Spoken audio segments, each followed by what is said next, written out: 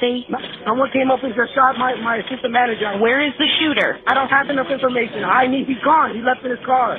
He literally left a second ago. She even said, I think he's the kind of person that's gonna try to kill me. And he did. And he did. Oh my God.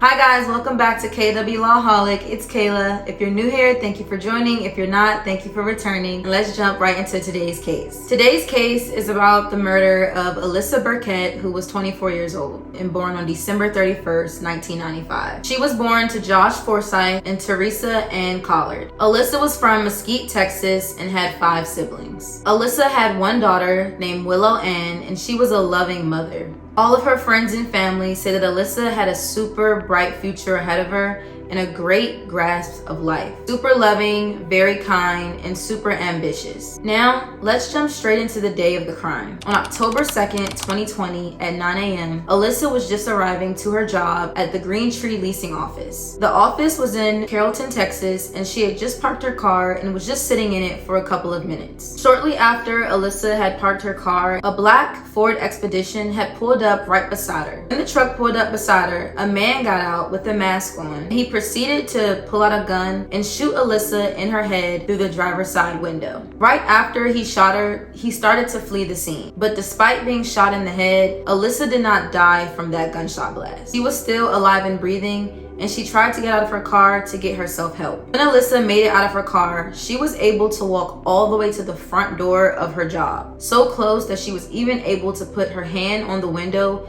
and leave a bloody, smeared handprint. Hand. Something more personal. A large hunting knife. Did you see him holding the knife? Yeah, in the hand.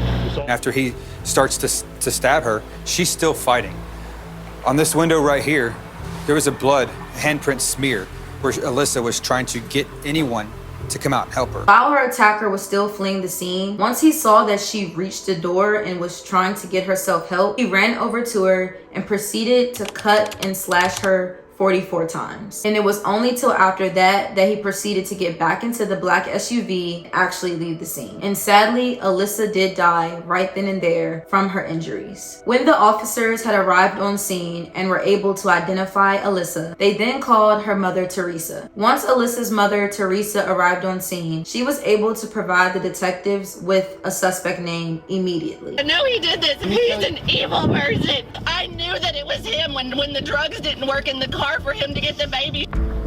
Once we talked to Alyssa's mom, we had an idea who we were looking for. And the name that she gave them was Andrew Beard, who was the father of her 1-year-old daughter, Willow. So the police have a suspect name, but in a different area at around 12 p.m., Andrew just so happened got pulled over at a traffic stop. They pulled him over and said that it was an alleged traffic violation when he was in his white Ford F-150 pickup truck. And during that stop, he had in the car with him his shared daughter with Alyssa, baby Willow, and his fiancée, Holly Elkins. After the stop, officers told him that he was free to leave, but he couldn't return home. And they also seized his pickup truck. Now, we don't know why they did that at that instance, but they had to know something pretty fishy was going on with the connection of them pulling him over and the shooting that happened only 3 hours prior. And later that night, police were able to go to Andrew's home, and there around 9 p.m., they searched his home. While searching the home, they were able to find a GPS tracker battery and charging station. And just so happened,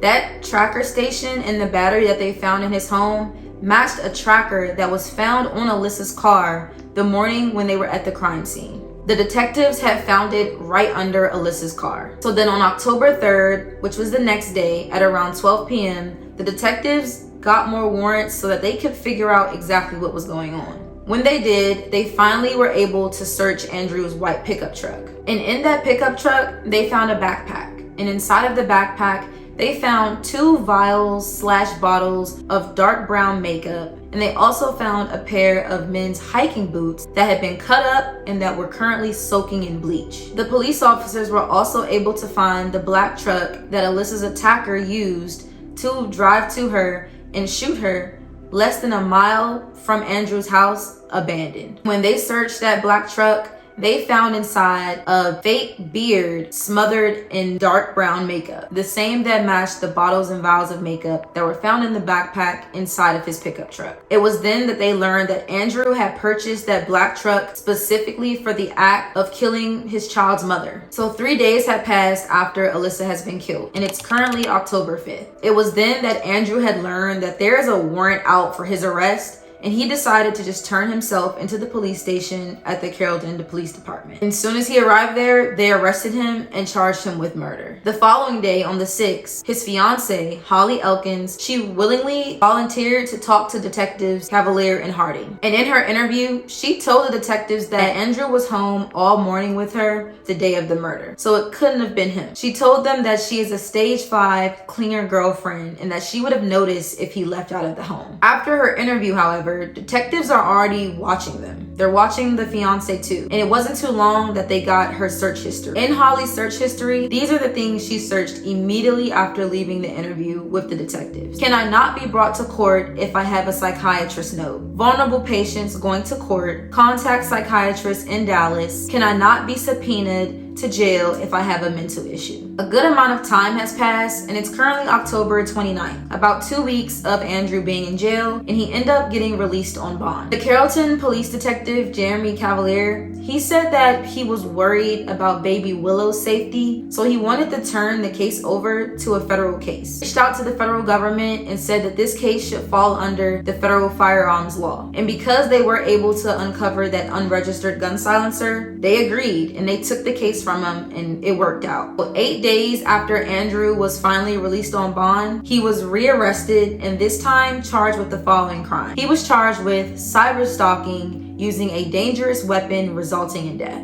But Andrew's been charged and about 2 years have passed, and we're currently in June of 2022. And it was there that Andrew finally pled guilty to that charge. Almost a month later, on July 15th, 2022, Andrew finally decided to speak to FBI agents as part of a plea deal. And this time, he had a lot to say about the involvement of his fiancée, Holly Elkins, in the murder of Alyssa. Andrew told detectives this. He said, and I quote, "This is how you're gonna do this. You're gonna wear this dark makeup. That was her plan. That's how you're gonna do it. This is how it's gonna be done." So he was really giving all the information about who was the actual mastermind behind the plan and how he was just the one to execute it. But she's the one that put all the details in there and told him exactly how to do it. And almost a year later, on May 24th, 2023, Andrew was sentenced to 43 years in prison. To me, that does sound like a win, especially from what they originally called the charge of the cyber stalking, the deadly weapon resulting in a death. I was a bit confused on why it just wasn't first-degree murder. But regardless of it, he ended up getting sentenced to 43 years in prison. We've heard all the crazy intricacies of this situation and this incident, but what is the motive? On paper, there was none. There was no motive on why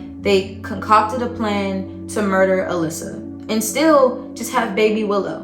On paper, there wasn't. They probably had a very nasty co-parenting relationship, and because we know that the mastermind is now Holly, she could have been very jealous.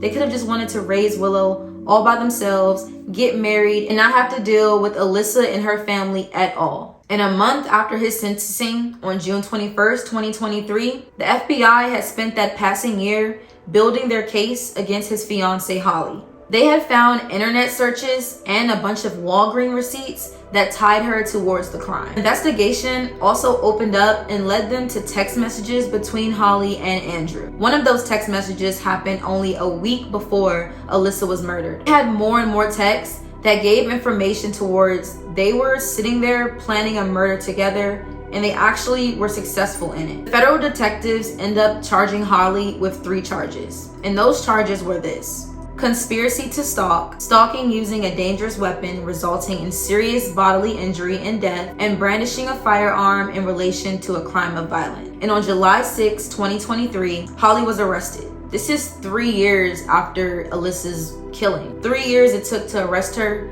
but it's finally coming. And they arrested Holly when she was at the Miami airport coming back from a vacation trip from the Dominican Republic. Between April 9th and April 16th of 2024, that is when Holly's trial was. Her trial had begun in the federal courthouse in downtown Dallas. And after 6 days of deliberation, her case finally went to the jury. And on April 15th, 2024, the jury deliberated for about an hour and a half before coming back with Holly's sentencing. When they came back, they found Holly Elkins guilty on all charges and they sentenced her to 2 life sentences. I feel like justice was brung towards Alyssa and her family of the horrible crime and murder that was planned against her, and only to hear that it came from your child's father and his fiance, someone who you think, hey, we didn't work out, but I can still trust that you're gonna raise our child good and we can co-parent. But no, they didn't want to do that. They tried to kill her and they were successful in it. So for me, I would like to send my condolences to Alyssa's family,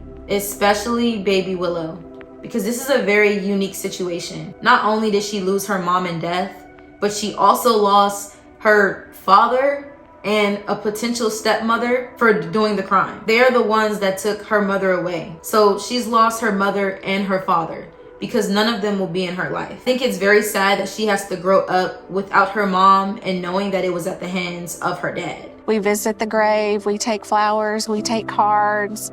You know, we talk about her all the time. What does this say? Mother of Willow Ann. I hope that is a different level of trauma that I hope the family is able to mend and protect her from. I also pray and hope that the family can just stay strong during this heartbreaking time, because it is a very difficult and intricate situation. And please guys, share your thoughts on this entire case. I want to know something that stuck out to you. Don't feel afraid to comment down below. So thank you. Don't forget to like, comment, share, and subscribe. And tune in next time for the next episode.